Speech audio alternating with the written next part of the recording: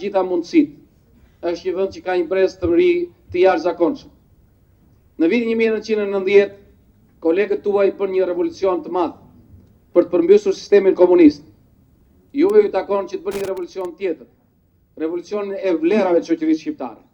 Revolucioni i cili jep kuptim jetës së çdo individi, i jep kuptim familjes, i jep kuptim kombit ton dhe të ardhmes son europiane. I want to end by thanking all of you for being here today, having time to share with us and talk about certain things which we want to have it as part of our life. So once more, thank you very much and God bless you all. Thanks a lot.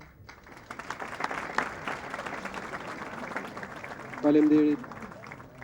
Faleminderit zoti kryetar. Ajo që doja unë të nënvizoja më shumë në fjalën tuaj ishte fakti që grupeve të caktuara. Faleminderit zoti Mediu. Tani unë do t'ia fjalën ndari komisionit të marrëdhënieve të Kongresit Amerikan midis Shtetet Bashkuara dhe Bashkimit Evropian.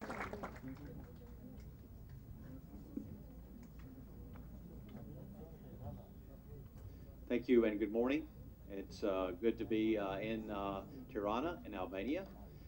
This is my, actually I'm not sure if this is my fourth or fifth time to Tirana, and every time I come it's always a special time here and having a chance to meet new friends, make new friends here in the country of Albania, and our friendship between the United States and Albania to grow even closer. Let me thank my friend Fatmir Mediu for his hosting this trip and for his invitation to be here this morning, and for our host here on the panel this morning. Thank you for the invitation to be here.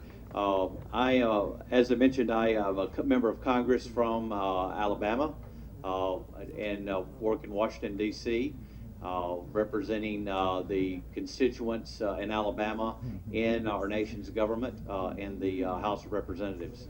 I'm in my 16th year serving in the House of Representatives, representing Alabama, and I have opportunities from time to time to travel to different countries and get a chance to make new friends and to talk about our relationships between our countries. But Albania and this part of the world is very exciting for me.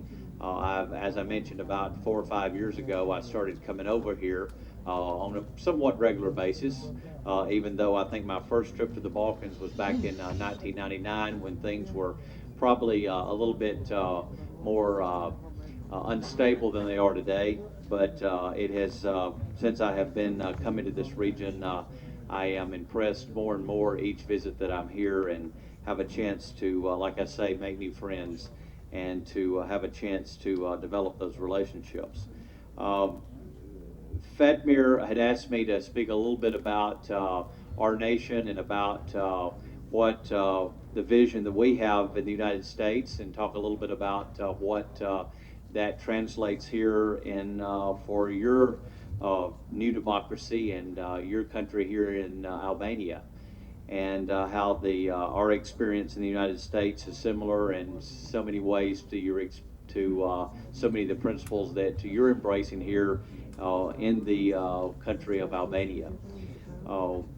The one thing that I think is important to know in the United States, and you know, sometimes people look to the United States to be an example, and we are certainly we know that our system of government is not perfect.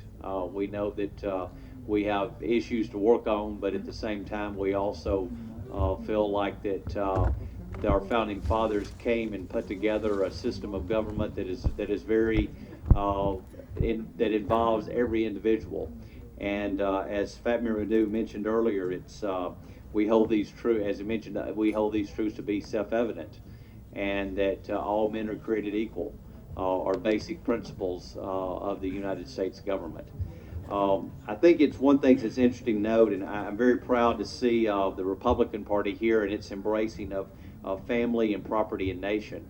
And those are three principles that I think really the founding fathers of the United States thought was very important from the very beginning. They knew that family and values were very important, but they also knew that property rights, that was very important. not because it excludes people, but because it includes people.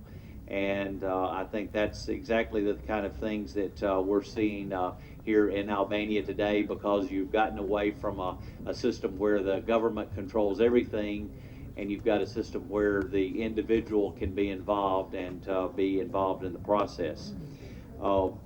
The founding fathers of the United States, like I said, we hold them up as examples, and we still look to them because they had so much insight back over 200 years ago when they were forming this new nation called the United States of America.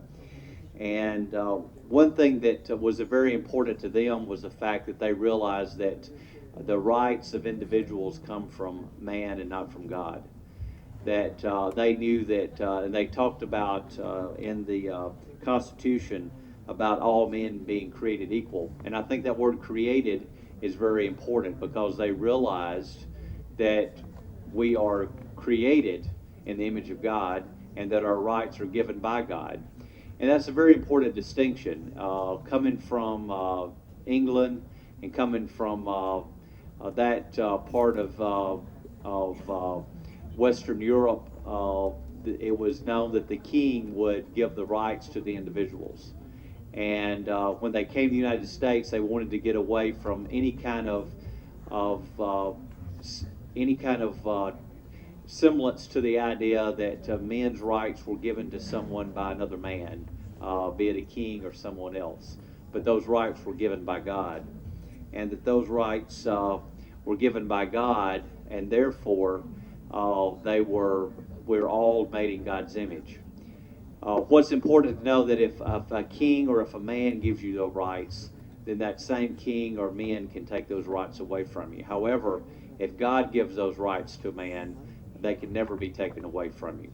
And I think that's a very important distinction that the Founding Fathers thought was very important for this new country that was being formed over 200 years ago in the United States of America.